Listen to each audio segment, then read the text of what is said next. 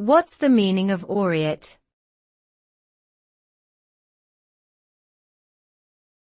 Aureate.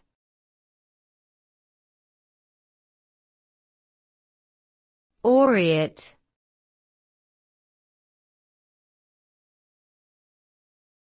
Aureate.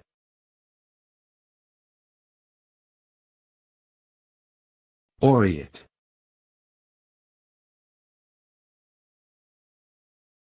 The word aureate refers to something that is golden or resembling gold in color or brilliance. It can also describe language that is highly embellished and ornate, often used in a poetic or rhetorical context.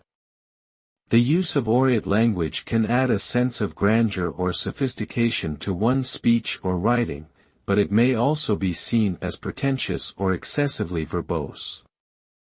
In summary, aureate can refer to both physical appearance and linguistic style that is characterized by a bright, lavish, and often excessive quality.